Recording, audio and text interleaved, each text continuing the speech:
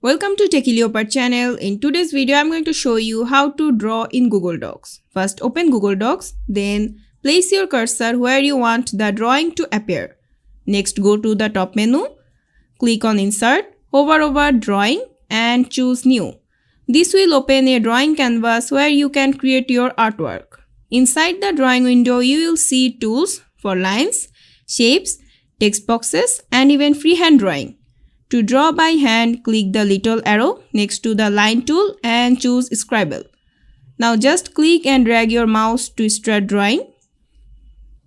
You can also customize your drawing by resizing shapes, changing colors, and adding text if you need to label anything. When you are done, click Save and Close. If you want to move the drawing around or make it look cleaner, click on it and choose Wrap Text from the options underneath. And that's it. I hope this video was helpful. If it was, please give it a thumbs up and don't forget to subscribe.